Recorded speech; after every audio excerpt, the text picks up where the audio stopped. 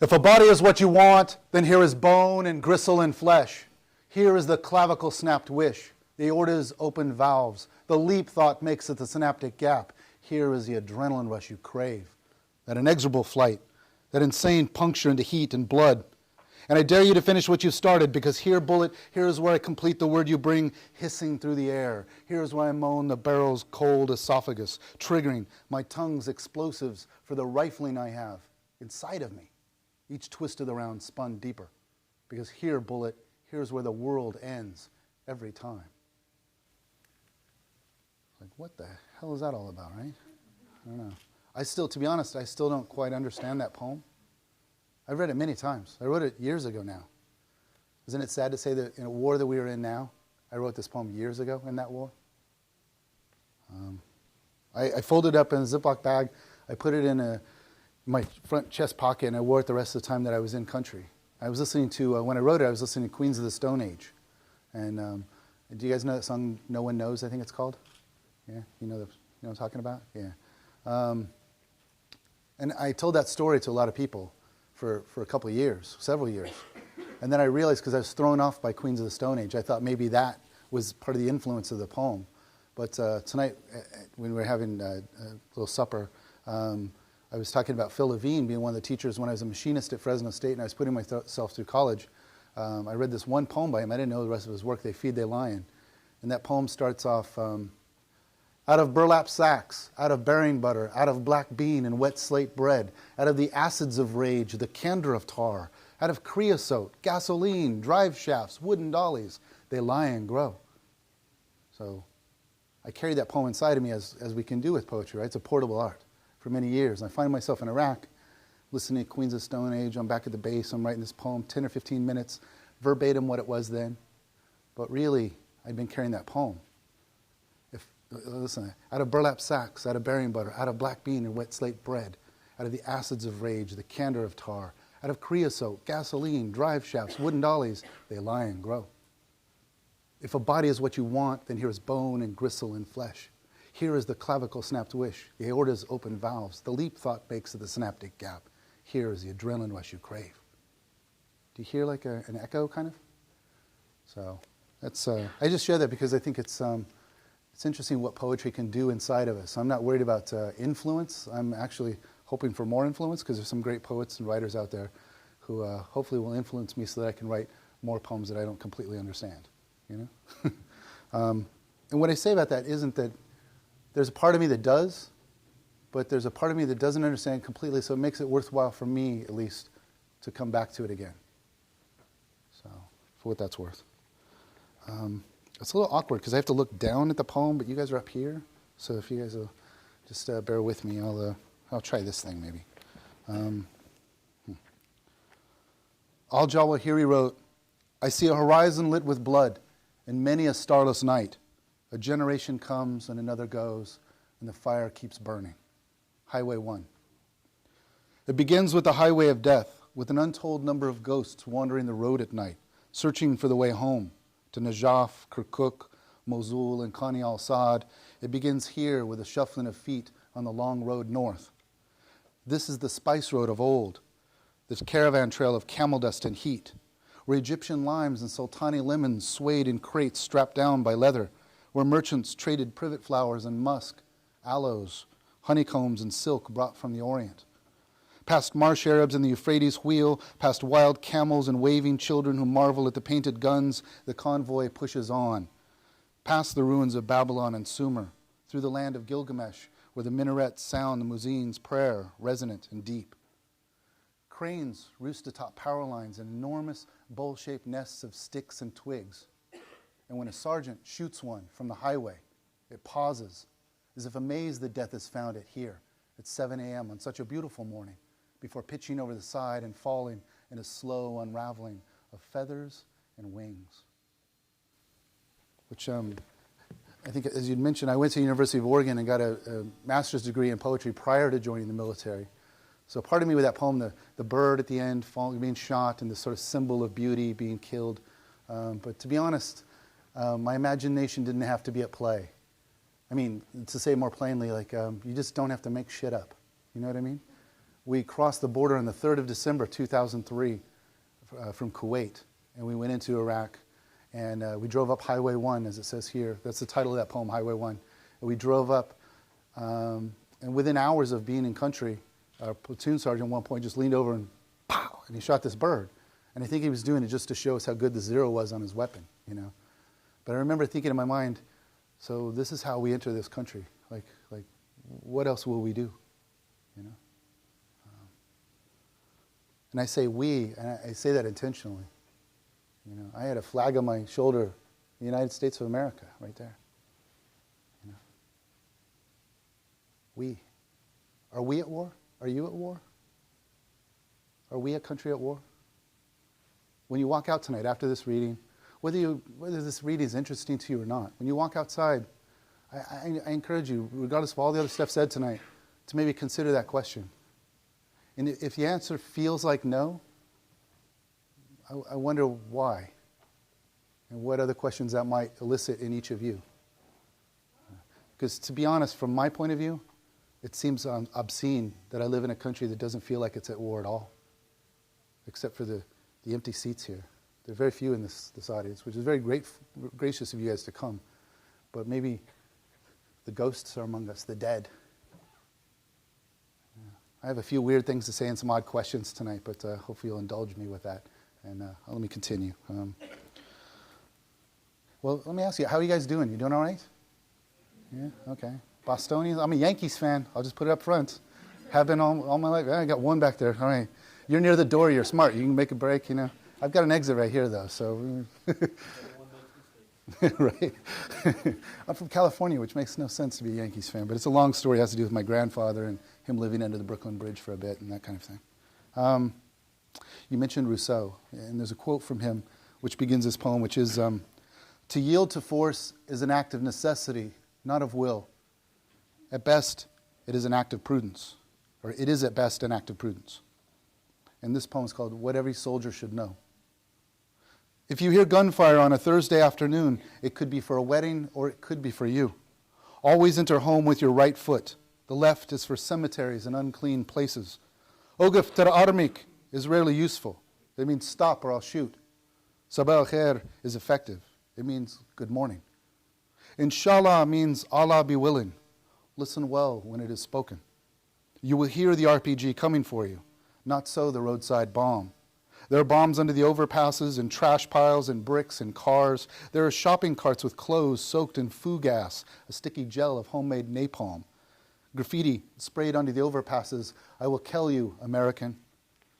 Men wearing vests rigged with explosives walk up, raise their arms, and say, Inshallah. There are men who earn $80 to attack you, $5,000 to kill. Small children who will play with you, old men with their talk, women who offer chai, and any one of them may dance over your body tomorrow. These were the things I was learning as we crossed the border and went into Iraq. I was with a unit, the 2nd Infantry Division, 3rd Stryker Brigade. I was in the infantry. I was a sergeant, low on the food chain of life, you know? Sort of like if I worked at McDonald's, I wouldn't be the manager of the shift manager. I would be like the fry cook manager, okay? And so I didn't see the big picture of stuff. So these poems come from very down at one small part of the war at that time. But prior to going there, we assembled in Tacoma, Washington, on Fort Lewis. There's a huge theater where there are about 800 of us in there. And this Iraqi gentleman came out and he gave briefings on the different cultural things we needed to know so that we wouldn't offend people as much as possible and we would understand them as much as possible. And this poem was written halfway through my time. I don't call it a tour. I think deployment is a better word. I was on a tour in Bosnia where I got to go eat in restaurants and stuff and sit down and put the bullets in my pocket. But you never put your bullets in your pocket when I was in Iraq, so it doesn't seem like a tour. It seems like the wrong word. Maybe we have a lot of wrong words. Like how many soldiers do we have in Iraq or Afghanistan? Does anybody know? I'm not even sure if I know the numbers right now. 100,000? Somewhere in there, maybe a little more. And they're augmented, right, with, what do we augment our military with? What are they called? There's a lot of other people, specialists in certain stuff, and they go and help and we pay them a lot of money? Contractors, right? Contractors. At one point, there were 180,000 of them in Iraq early on. They doubled the size of our army that was there, or the military that was there. But I think it's the wrong way. Like the ones that are on the bases who fix satellites and stuff, who know how to do stuff, I would call them contractors. I think that's the right term. But the ones that go outside with a gun, those are mercenaries. That's what they always were called in every other war. And when we look at other countries, that's what we call them. Do you know? We don't call them contractors. So I'd be careful with the language we use. That's my main point. This poem is for Ishtar, who's the goddess of love and war, and it's called Last Night's Dream. In the dream, her breasts become confused in my lips. I shoot an azimuth to her navel while her fingertips touch me with concussions, as if explosives rang through the nerves of my body, as if I am strung with wire, a huge receiver of UHF radio transmissions, frequency hopping with our tongues as we kiss, and I slide into her with a sound of flashbang grenades that make her eyes cloud over and smoke from the heat of it. In the dream, she kisses Arabic into my skin, and I understand every word of it. I transcribe it backwards into cuneiform and stone. I rename the arteries and veins for every river and wadi from Dohuk north to Basra south. I feel for this geography of pleasure. My tongue is a marker that writes even in the rain, even in salt and sweat, and I write with it now over every curve and turn of her body. In the dream, our orgasm destroys a nation. It leaves thermite and gunpowder in the air above us, a crackling of radio static as we kiss on, long into the denouement of skin and fire, where medevac helicopters fly in the dark caverns of our lungs in search of the wounded, and we breathe them one to another, a deep rotor wash of pain and bandages. So I wrote this poem when I was in Iraq, but I really wasn't writing about one soldier and the intimacy between a loved one back home, for example. I was thinking more about we as a nation, the intimacy between America and Iraq. So not to do too much of a Robert Bly thing here, but I'll repeat the last couple lines with that in mind, which is, where medevac helicopters fly in the dark caverns of our lungs in search of the wounded, and we breathe them one to another, a deep rotor wash of pain and bandages. Who will attend to those? Who are the people who need to be attended to? Maybe I should ask the question more clearly. How many of you know someone who's been to Iraq or Afghanistan, is there now, or is on the way? Do you mind raising your hands? And those of you up front, if you look back so you can see. Does it surprise you guys? And how many hands will be raised in the future? Do we have any say in that? I told you I have a lot of questions. I don't have any answers, but I have a lot of questions. Maybe like some of you as well. Do you mind if I get a drink here real quick? That'd be all right? Okay. I think you and I are the only ones. Oh, you've got a drink. So Nick, okay, the three of us, the rest of you, you know. Hopefully I haven't driven you out of here. So, oh, okay. Good point. Stay further back with the camera. Sort of like in A League of Their Own, you know, the shortstop. She had to stay way back there, and they, you know, the best hitter on the team, but way back. Nothing but hurt left here. Nothing but bullets and pain and the bled out slumping and all the fucks and goddams and Jesus Christ of the wounded. Nothing left here but the hurt. But believe it when you see it. Believe it when a 12-year-old rolls a grenade in the room, or when a sniper punches a hole deep into someone's skull. Believe it when 4 men step from a taxi cab in Mosul to shower the street in brass and fire. Open the hurt locker and see what there is of knives and teeth. Open the hurt locker and learn how rough men come hunting for souls. Which, that's the business. I had college loans paid back when I signed up, you know, except for the last payment. I'm working with a senator now, hoping to get that done. But it's been 6 years now. They haven't paid, but well, it's a long story. But basically, you can get most of your college loans paid back, or maybe all of them. I never would have spoken in front of a group like this ever before joining the military. Not possible. I went to Fresno State. I had an English class. I was an English major, and there was a. Is there a Fresno State person here? An English major. Okay. Yeah. At a poetry reading, we have one at a poetry reading. There's at least one. Okay, way to represent, right? Yeah, cool. that makes me astonished. I'm like, oh, maybe who is this? Is everybody, where did they come from? So when I was there, you know, when you're getting your degree, almost always, if there's a class you just don't want to take and you know that's a horrible thing, don't want to do it, there's usually a way to kind of squirrel or like weasel your way around it and get a different class. You know what I mean? And there was a speech class at Fresno State. There was no way to weasel around it. If you were an English major, you had to take that class. You had to give, I think it was 3 speeches. And I played bass in a band, which makes it seem sort of outgoing, but the bass player can be over to the side, you know? You let the guitar player and the singer, they can get up there and do your thing. I'll be back here with the drums, you know? And in fact, I remember giving the very first speech. I did the little cards. I did I read into a mirror, and I recorded with the old cassette recorder at the time, right? And listened back to it and all that. Thought I had a pretty decent speech. And then when I went in there, it was just plane crashing into the mountain, you know? And I remember looking out. I don't know if you've ever had this experience, looking out and seeing the class. There was about 20 to 30 students. And you could see a couple of the girls in the class with that look, sort of like, you could do it, you know? You did that, you know? But it didn't help. Crash in the mountain, you know? And in fact, I went to my teacher afterwards, and the hallmark, having been a teacher for a while now myself, one of the hallmarks of teaching, one of the great joys of teaching, is finding a student sort of like that and finding some way to help them get over that hurdle so they succeed. You know, it's like being a coach. You know what I mean? You coach them in a way to get over that impasse. But she knew. She was like, just come to my office. And that's what I did. I just went to her office and gave the rest of the speeches while I was there. But the military, they didn't have time for that. You know, at some point, I'm going to have to get an outside voice. So pay back loans, help me with these other things, but at the same time, help me personally and professionally. But underlying the whole enterprise at some point is the idea that you may have to take someone's soul from them, the last breath of their life. And the idea that it's a reciprocal thing, and that someone will come hunting for you as well.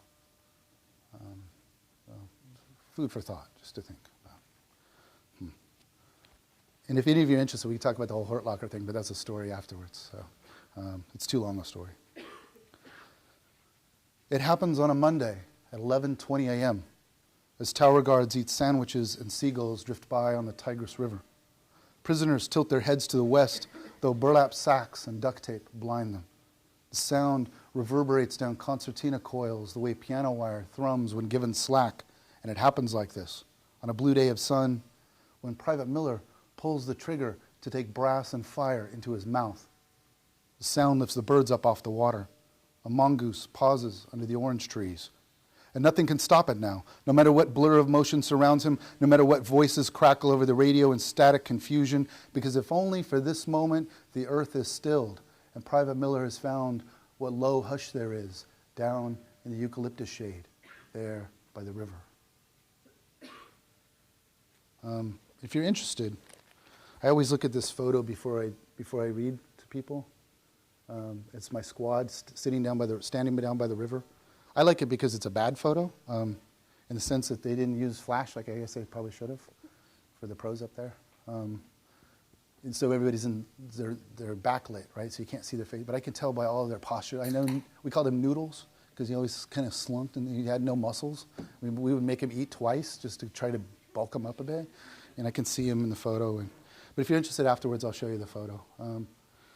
Where we are on the Tigris River there, for those of you who can see from there, it's in Mosul in the north, which is a pretty large city, and it has like a university district and like the bad side of town, an old factory area, and there's about 2.7 million people roughly. And when Private Miller committed suicide at this one very small base, we were taken off our mission for that day, and we went down my platoon went down by the river, and first squad, or my squad, which was third squad, we sat here, and then we were sort of underneath one tree, sort of silently just sitting there, and then his squad, second squad, is about where you are, maybe a little closer. Sorry to put you. It's kind of awkward. But they were in earshot because it was pretty quiet out, and then there were other squads further down. And I remember the battalion colonel came up, and he was a short guy, and he was very stocky, shorter than me and stockier. And we called him Lord Farquaad, because he was always kind of motoring around, And when he came up, he took his hat off, and he was with his men. So he takes his hat off, and he puts one of his hands or two of his hands in his pocket. I don't remember. And I remember, cause I'm wondering, like, what is he going to say to them? Because Private Miller he was in 2nd Squad Bravo Team as a machine gunner from New Jersey. He wrote poetry. I didn't know that until I came back home. But he had gone into a portalette and taken his weapon, his saw, squad automatic weapon, put it on a buttstock, put his mouth over the barrel, pressed the trigger, put about 7 to 8 rounds through the top of his skull, you know? And then the suicide note was nearly unreadable because of the blood. And then the colonel comes up to talk with his squad. Like, what is he going to say? You know? And then he said this. This is exactly what he said, at least initially. I didn't hear anything after this, but the first thing he said was, after a pause, he said, well, what are 3 things we can do to help alleviate this situation? That's what he said. What are 3 things we can do to help alleviate this situation? And I hope you don't mind me sharing this. I'm not sharing this to make fun of Lord Farquaad. We have other stories for that. You know what I mean? And many more stories about Sergeant Turner, because this guy did some stupid stuff in Iraq. And funny things, too. They're just, why would you do that? You know? But the reason I share it is because he's a colonel, and I know he's been in for a long time. He's been on many different deployments. He's got a lot of experience. He's been trained. He trains people in exactly these types of things. And what I see in front of me is somebody who apparently doesn't know how to deal with the situation in front of him. You know? And extrapolating further, I think maybe he doesn't have the tools to deal with the stuff inside himself when they occur. Maybe there are many people in these seats that are empty tonight, of veterans that are out in our community, or maybe some here, that'll have a lot of explosive material inside of them and they won't know how to deal with it. So if you ever, I'll read poems tonight, but if you ever have some type of organization or something, or some idea on how to help the men and women coming back from these wars, I'd be very interested. If there's something I can do to help, you can always contact me through my publisher, Alice James Books, and they'll forward the email to me. Or I'll give you my email now, and those of you who think you might do it, you can email me and tell me. And that's it's like my name, Briturn3, BRITURN3 at AOL.com. But please don't email me just like, hey, dude, that was a cool book you're reading. You know, you know. But if you have something that you want to, and if you are interested in, and have an idea on how to help Iraqi or Afghan civilians who've come to the States or overseas, I'd be very interested in helping with that as well. Because the vast distribution of pain is on that side of the aisle. The vast distribution of pain. So, where am I? How about I'll read one more poem from Here Bullet, and then I'm going to shift into the second book, which is Phantom Noise. I see you shaking your head, so we're cool with that? It was good? Okay, all right. This is the last poem I wrote when I was in Iraq. It's called Night in Blue. It's 7,000 feet, and looking back, running lights blacked out under the wings, and America waiting. A year of my life disappears at midnight. The sky a deep viridian. The house lights below, small as match heads burned down to embers.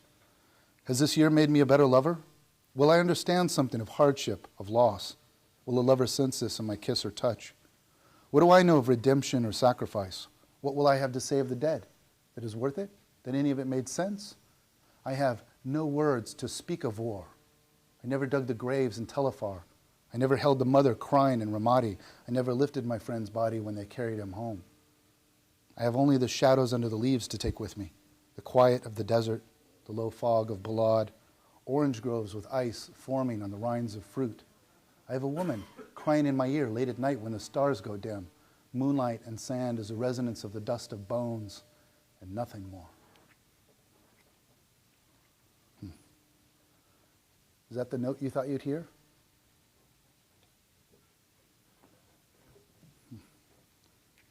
That I have a woman crying in my ear late at night when the stars go dim. It's a real woman. We were in, you mentioned the city of, the town of Balad. It's just north of Baghdad, and it's a small town right off the Tigris River as well. And there's a lot of, it's mostly a farming community. And we had done a raid through this, this village, several hundred homes. Every animal stall, every sack of flour, every sewage sump, every drawer full of lingerie, we dumped it. All the photograph albums, looked through them, see if there were any photos with former Saddam times, with his cell phones. And the Florida National Guard was to our left. We swept through this entire village till we got to the far side. And at that point, we started collecting the prisoners that we had taken. We put this one guy in the truck. He has a sandbag over his head. He's flex cuffed, put him in the vehicle along with the rocket-propelled grenades. like a bazooka kind of thing, right? If you don't know what that is. It's military-grade equipment. Do any of you guys have a crazy uncle who's got some like an anti-aircraft gun in their backyard or anything? Well, nobody's going to admit that, right? Oh, yeah, my uncle. You know what I mean? But my family, we got a couple of characters. As you mentioned, one of the poems in the second book talks about pistols and stuff that me and my dad used to make when I was a kid out of just stuff around the house, you know. There's a book called, no, never mind. Yeah, probably not a good idea to share that particular book. But as we put them in the vehicle, I know in part of my mind, these are military-grade equipment. You know, these are, like an RPG is something we don't want out on the street. And like we had caught the guy, not a shot fired, nobody hurt that day. And we put him in the vehicle with his stuff. And I know in part, like, this was the right thing to do, you know? So I feel in some sense good in one sense. But at the same time, there's a woman crying, maybe his wife. That's the woman crying in my ear late at night when the stars go dim. And next to her, an older woman, I don't know, maybe an older woman in the family, a neighbor, I'm not sure, but she has her sandals off and she's shaking the bottoms of the sandals at us, which is a huge insult in that part of the world. It's spitting at us, saying stuff I can't catch in Arabic. And then a little boy walks up, about 11, 12 years old, somewhere in there, skinny, very small boy. He walks up and he says to me directly in English, he says, "Let free my father no bad man, let go of my father," like that. And I share that because it's not a bullet, I didn't get shot, you know. But that's something you carry home with you, you know. And I share it because I did have the flag on my shoulder. So he's saying it to me, this guy, but he's also saying it to all of you, all of us. You know? And I worry that we will forget. The sand will wash over. Oh shit, you know, seriously. I mean, there's Japan right now. We need to help Japan, you know? True. Libya is happening. There's a Jasmine Revolution happening. We have people in Wisconsin fighting about voters' rights and stuff, and their workers' rights and that kind of thing. We have a huge economic debate back home. We always have something to attend to. How many people have we lost in Iraq? Maybe I should ask that question. They usually put Iraq and Afghanistan together, so how many have we lost in those wars? What are some of the numbers? Again, I don't know the exact number, but I mean, how much was it, 45? 4,500? Is that right? Is that right about right, the number? Maybe I'm asking the question wrong. What if it's a trick question? What if I change the inflection with the same words and ask you this? How many have we lost? Is it a different number? Maybe the problem is the word we. Who is we? How many have died in Iraq and Afghanistan? Do you know? Are you guys just being shy, or do you know some numbers out there? I'm not saying to be exact. I know a few numbers, but I don't think I know the exact number. I know I don't. But what are some of the numbers you've heard? 100,000? The previous administration, the President Bush, during his time, they revised it from 30,000 to 100,000. That's the official American sort of number. Did you know that? What is the word for love in Arabic? Wait, now, so you know? Hold that idea. I want to see how many people know the word for love in Arabic. I didn't know it before I went there. There's a couple?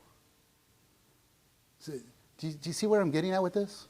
I don't mean to indict, but I can't help it. I'm not poets. This is not a good idea. If any of you are poets, don't go and indict your audiences. Not a good idea.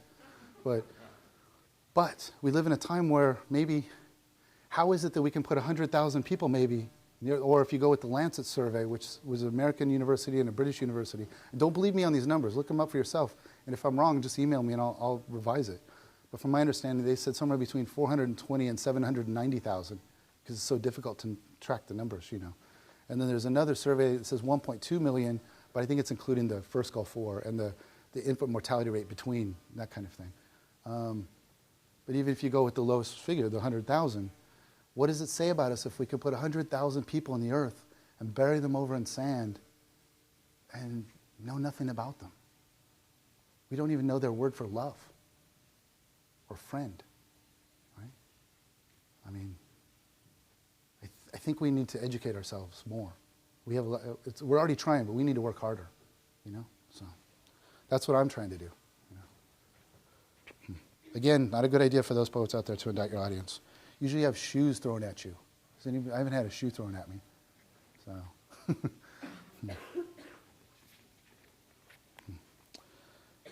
Each night is different. Each night the same. Sometimes I pull the trigger, sometimes I don't. When I pull the trigger, he often just stands there, gesturing, as if saying, "Aren't you ashamed?" When I don't, he douses himself in gasoline, drowns himself in fire. A dog barks in the night's illuminated green landscape, and the platoon sergeant orders me to shoot it. Some nights I twitch and jerk in my sleep. My lover has learned to face away. She closes her eyes when I fuck her. I imagine she's far away, and we don't use the word love. When she sleeps, helicopters come in low over the date palms. Men are bound on their knees, shivering in the animal stall long before dawn. I whisper into their ears, saying, "Howl when, meaning mortars, mortars. Howl when, motherfucker, howl when." The milk cow stares with its huge brown eyes. The milk cow wants to know how I can do this to another human being. I check the haystack in the corner for a weapons cache. I check the sewage sump. I tell no one, but sometimes late at night, I uncover rifles and bullets within me. Other nights, I drive through Baghdad, Firebaugh, Bakersfield, Kettleman City. Some nights I'm up in the hatch shooting a controlled pair into someone's radiator. Some nights I hear a woman screaming. Others I shoot the crashing car. When the boy brings us a platter of fruit, I mistake cantaloupe for a human skull. Sometimes the gunman fires into the house. Sometimes the gunman fires at me. Every night it's different. Every night the same. Some nights I pull the trigger. Some nights I burn him alive. Well, that's like a bummer, isn't it? Every single poem. Like, this sucks, and this is not cool. But that's where we are, isn't it?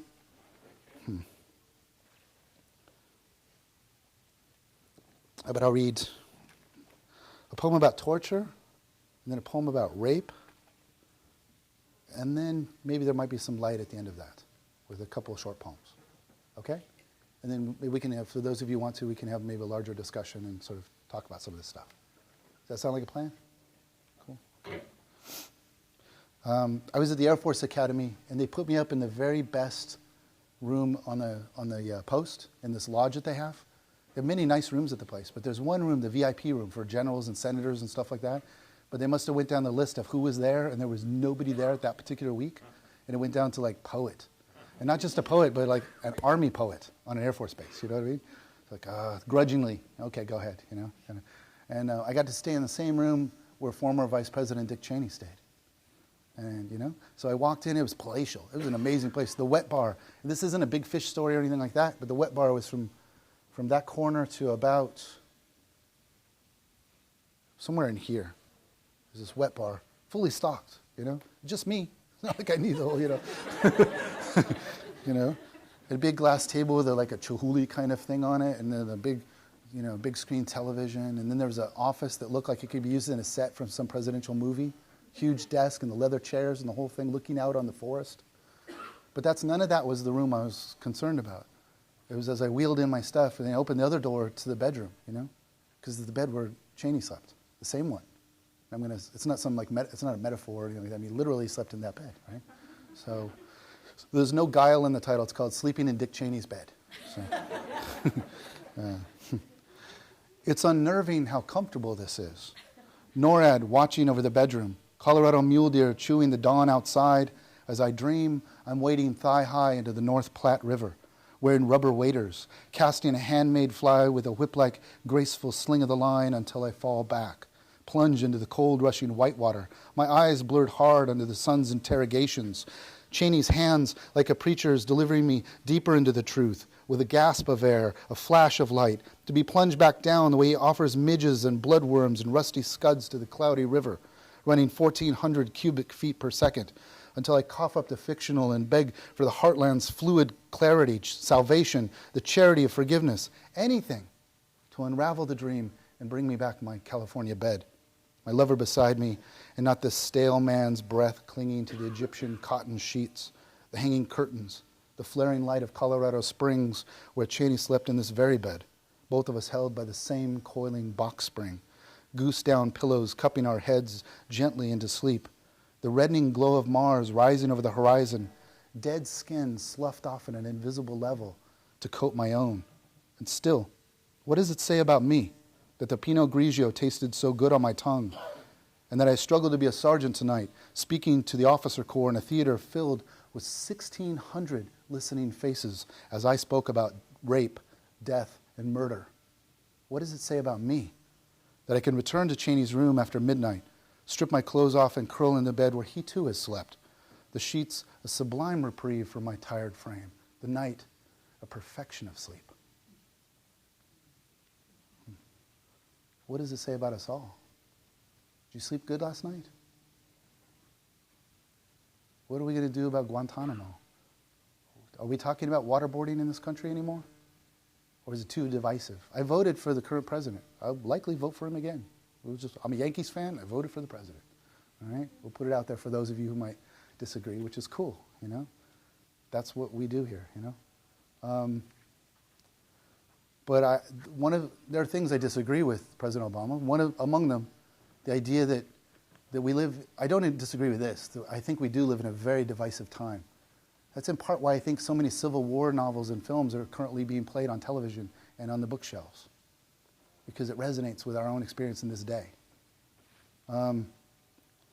And I understand, he's trying to bring people together. A lot of people are trying to bring people together so we can get some stuff done that needs to be done, you know, whether you agree with them or not, you know. But I disagree that we just sort of, if we use the same language as when we talk about economics, we say the huge debt that we have, do we just pass it off to generations hence, you know? Think of our grandchildren looking back at us when we put this on their shoulders. If we use the same argument with torture, is that what we do? Our country has taken part in torture, but we're too divisive a time to deal with it. We'll push it off to another generation, you know? That's not the country that I want to be able to live in. I think we have to deal with the problems we have today, you know? In fact, and I talked about this in a class earlier today, how many of you saw the photographs of the dead being held as trophy photos of the dead in Afghanistan? Yeah, do you guys mind raising your hand? Because I am curious, actually. I don't know how many of you saw that. So a few, and then, I don't know I'm terrible at math. I don't know what the percentage is. Not a very good percentage, though, right? That was my old unit. You know, 2nd Infantry Division, same patch, out of Fort Lewis, Washington, where I came from. To see them, and we saw. Do you remember the photos from Abu Ghraib, right? The one with the guy, especially the one with the hood, and he's holding the wires at the end of on the box. And there's the other photo of the naked pyramid. Another one with one of the soldiers with a leash around the neck. It seems to me it's important that we also know the ones that just happened. There was a flare-up in Afghanistan. They said, oh, it's because of a certain thing. Check this out for yourself. But I think actually it's because they saw the photos. It was a pretty big deal there. It was a 30-second sort of CNN show here, and then off to the next big news cycle. I'm jumping ahead. I should be reading poems so we can talk in a minute. So, Katie Couric said, 1 in 3 female soldiers will experience sexual assault while serving in the military. You don't have to believe me or Katie Couric, but look it up for yourself. See what you think. This poem is called Insignia. And for those of you who haven't been in the military, a sergeant on some uniforms has 3 stripes. A staff sergeant would have an insignia with a rocker of yellow hung below. So it's called Insignia. She hides under a 2.5 this time, sleeping on a roll of foam draped in mosquito netting. Sandflies hover throughout the night. She sleeps under vehicle exhaust and heat, dreaming of mortars buried beside her, 3 stripes painted on each cold tube, a rocker of yellow hung below. It's you she's dreaming of, Sergeant. She'll dream of you for years to come. If she makes it out of this country alive, which she probably will, you will be the fire and the hovering breath, not the sniper, not the bomber in the streets, you. And so I'm here to ask for this one night's reprieve. Let her sleep tonight. Let her sleep. Pause a moment under the gibbous moon. Smoke. The gin your wife sent from New Jersey, colored mint green with food dye disguised in a bottle of mouthwash. Take a long swig of it. Take the edge out of your knuckles. Let it blur your vision into a tremor of lights. The explosions in the distance are not your own. These long hours before dawn on the banks of the Tigris River, let her sleep. In her dream, your eyes are pools of rifle oil. You unsheathe the bayonet from its scabbard while she waits. on a mattress of sand and foam there in the motor pool. She waits to kiss bullets into your mouth. I was at the VA hospital in Palo Alto, and I won't bore you with the whole NEA story there was about. I just turned on your computer. Hopefully that doesn't do something here, but it wants my password. When I went in there, I was given a tour of the facilities with the main administrator for the hospital. And that place was, they call it a campus. That's their terminology for it. And they said that campus is for TBI patients, traumatic brain injury patients. And then about 20 minutes down the road, there's another campus that's for those women who've served in uniform in Afghanistan and Iraq who suffered from or experienced sexual assault. And then next to it, which I didn't realize, it was a new thing to me, but and you should look up the numbers yourself. And actually, I doubt you'll find any, but maybe you will, of men who've also served in Iraq and Afghanistan who've been sexually assaulted by other men serving in uniform. So it seemed to me I couldn't write this book without talking about this, you know? And they invited me back to the Air Force Academy, and I read this poem. So it seems so it's for those of you who haven't been in the military, sometimes it seems like the difficult things aren't talked about, but in fact, they often are. And I share it here today because if any of you do go in uniform, I encourage you not to just check the box on sexual assault training and that kind of thing. Because it seems sometimes, it feels like that sometimes to me. I'm just going to read one more poem. I was going to read two, but I'll read one. Is that cool? Okay. You're my boss, you going to say? Yeah? All right. In 2008, I was down in Texas in a small town called Marfa, about an hour north of the border with Mexico. And I was supposed to be writing this book, but to be honest, a lot of time I was channel surfing and watching the Olympics, you know? You know? And I was watching a team, for example, the Iraqi team, which was much smaller than the team originally was. Months before that, when they had formed, in the Iraqi government, the Olympic Committee for the government, started arguing and wrangling with the International Olympic Committee until the team dwindled from one size to a much smaller team. And this poem is about one of those who didn't get to go to the Olympics. And his name is Sawara Muhammad. And for the writers out there, it's in 10 and 12 syllable lines, because he had a certain weight class, so I thought I had to have like a weight class. You know, I can only lift so many words per line kind of thing. Yeah, so it's called Muhammad Trains for the Beijing Olympics 2008. In the 69-kilogram weight class, the Bulgarian, Boevsky, is a world record holder. He cannot be beaten, at least not by Sawara Muhammad. Muhammad, at 26, has shoveled cement longer than he cares to remember. In Arbil, in Kurdish northern Iraq, he strains hard to lift the barbell with its heavy plates, round as the wheels of chariots. Then muscles give, and the wheels bounce in dust before him. No, he cannot defeat the Bulgarian. The problem is in lifting weight over distance. It isn't a matter of iron or will. In Beijing, Boevsky's records will go unnoticed because Muhammad is training now to lift the city of Arbil with its people. His quadriceps and posterior chain straining, the muscles tremoring to lift the Euphrates and Tigris, both mountains of the north, deserts of the west, Basra, Karbala, Ramadi, Tikrit, Mosul, 3 decades of war and the constant suffering of millions. This is what Sawara lifts. And no matter what effort he makes, he will fail completely. And the people will love him for it. Don't you? There are millions of people in Iraq and Afghanistan that just want to get on with their life and have a life. Like many of you, they lived their entire lives in a time of war. Like, do you mind my asking how old you are or what year you were born? Yeah. 1992. So what happened the year before? I asked this question earlier today. Sorry. Anybody next door can help her out with this one? Go for it. Right? So go for it. Good job. Nice. Good hookup there. Cool. So when you were born into this world, you've lived in a country that's been at war your entire life. You know, we had a no-fly zone over the northern and southern parts of Iraq, so it continued throughout the years of sanctions. We call them years of sanctions, right? The sanction period. But in Iraq, there were planes dropping bombs at times, you know? So it's a low-level intensity conflict, war. So I wish them well. And I wish you guys well, too. Many of you were born at a time when you didn't vote for any of these wars, because in 2001, 2003, you probably weren't voting yet, right? So you didn't say, hey, yeah, I think this is a good idea, right? And put your hand up or mark somebody in to put their hand up. So now that you are inheriting a world with all this stuff already going on, I wish you well in what you do.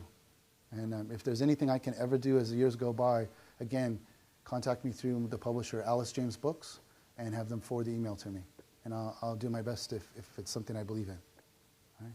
Thank you very much for your time.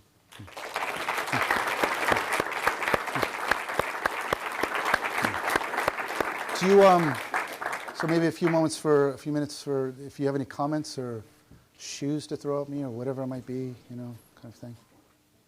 Don't be shy. This is Boston, right? This isn't Pennsylvania. There's some shyness going on there. Crickets, kind of. Yes. I know you said you spoke at the Air Force Academy, but I'm curious, what has the reaction been from large parts of the military community? I mean, has it been favorable? Have you gotten a lot of criticism? Just for speaking so boldly. I think mostly favorable, but there has been some arguments or people that just maybe sit on different sides of the fence. I don't think there's one side or another, but they might disagree with things or be in vehement disagreement. But I've been surprised because I was wondering that too when I posted a book and I was about to go to some place like this and stand in front of a bunch of people, like what would happen. I've been surprised by a lot of Vietnam era veterans have come up to me and welcomed me back home, which was I think it's very touching, when it happens, because I know that a lot of them feel or experience where they didn't feel like there was that. And it seems like there have been a lot of things that have helped in some ways for veterans to be able to reintegrate back in. Like we learned, sadly, through their experience, this period of war, it seems we've learned something to help soldiers come back.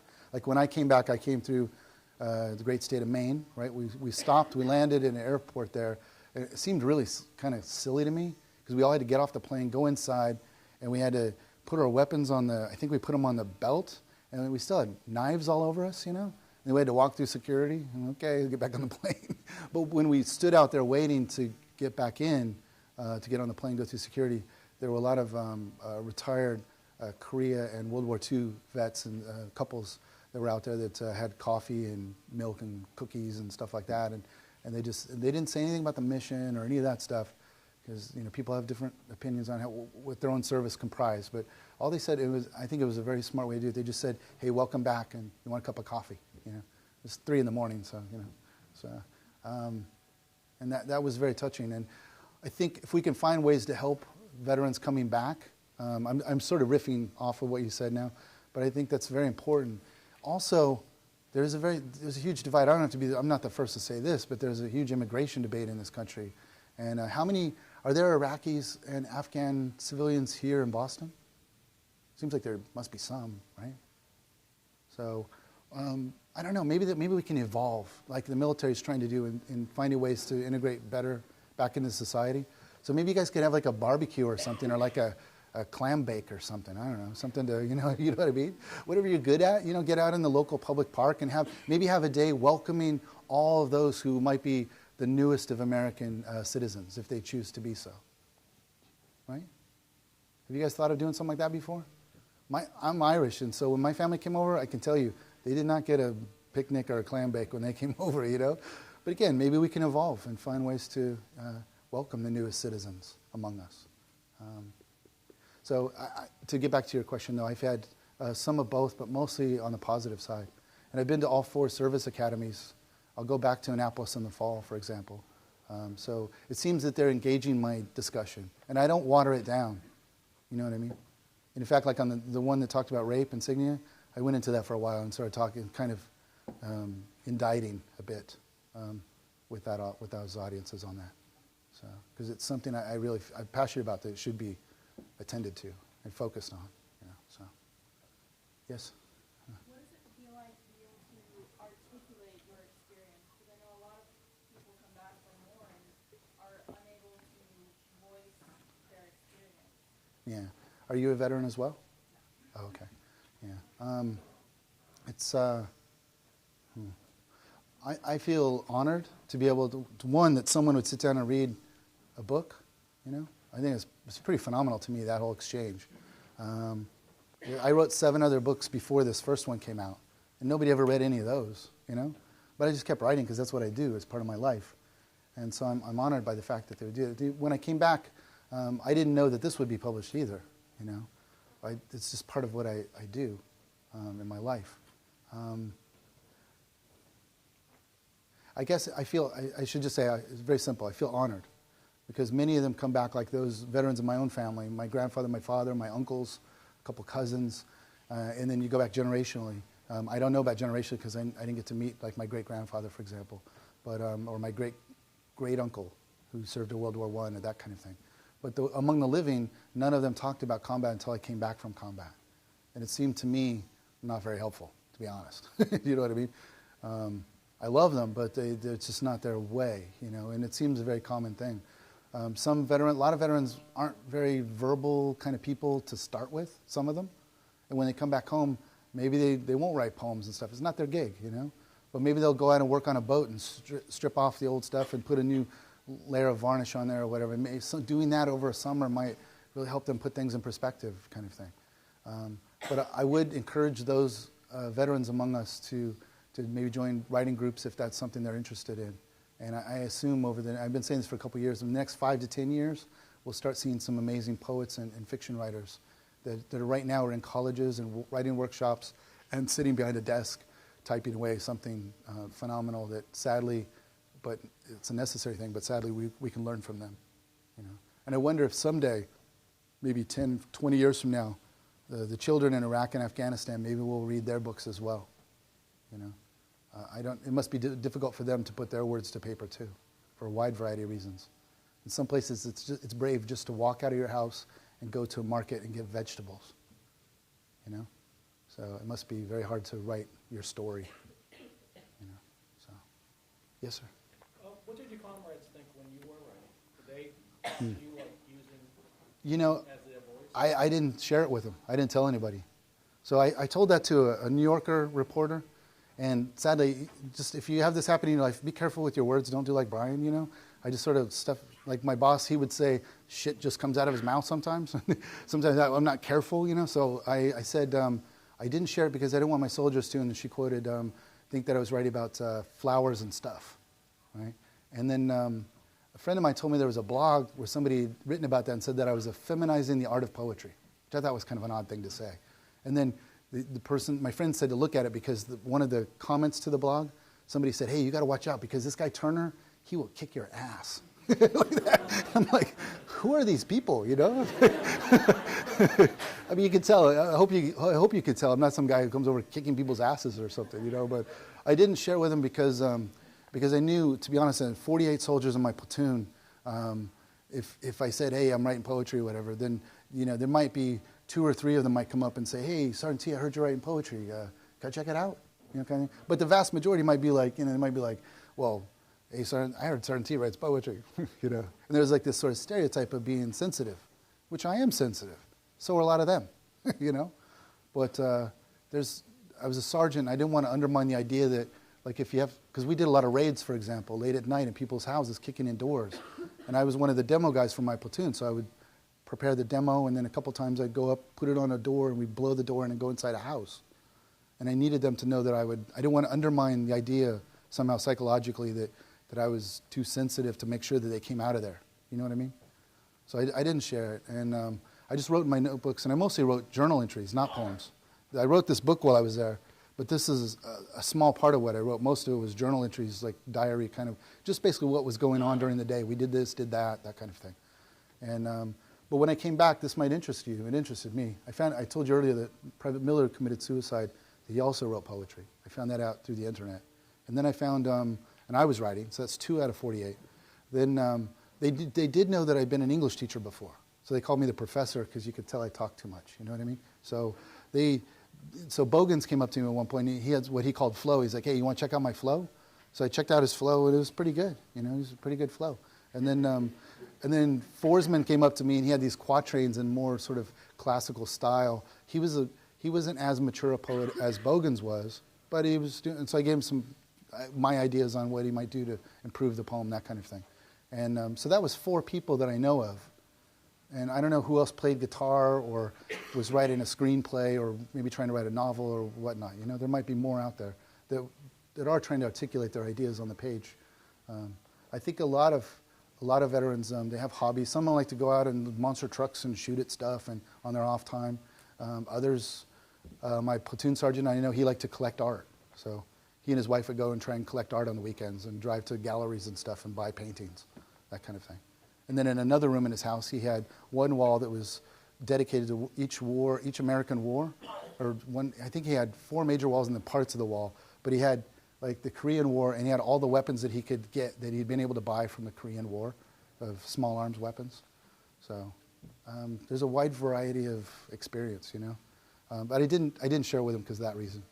So, but before I sent the poems out, I typed them up that month I came home. I showed a few of the poems to some of the guys in my unit because I wanted to make sure a couple of them show up in the poems. So I said, hey, is that cool? That kind of thing. And then others, like the one about Miller, I showed that to a few because I wanted to make sure, because each of us had a very different experience of that event. I wanted to make sure that it rang true to them in some way, you know. I didn't want to undermine or do some injustice to that moment, kind of thing. So, and I share that poem with you now because the suicide rate is phenomenally, it's horrific, you know. And that's another thing I would encourage you to research in your time, your spare time. Yes, sir. Can you help us understand the Sunni and Shiite differences and how this led to the conflict? Is it real or imaginary? I think it's some of both, but I don't think we have enough time for that particular, because that's a huge question. I mean, that's I probably could have tried to spend the whole hour, really. You know what I mean? And I'm not trying to sort of skirt away from it, but I went back to Baghdad in December, not as a soldier. I'm not in the military anymore. And you can see how the Tigris River in Baghdad separates, and that the Sunni and the Shia have basically taken to one side of the river or the other. And people, in fact, when during the height of sectarian violence in 2006 to 2007, parts of 2005, they would call each other up, like the guy with the Tulane shirt. Do you mind? What's your name? Dan. What is it?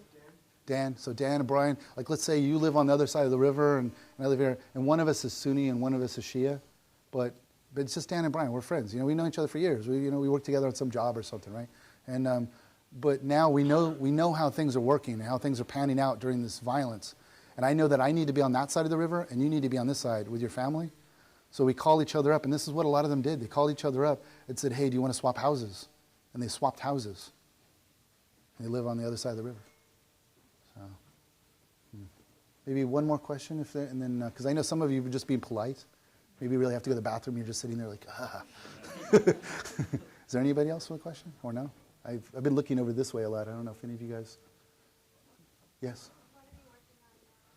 Right? Always the next at-bat, you know? I'm writing a book of, I wrote a book years ago. I scrapped that book, but I'm rewriting it, starting over.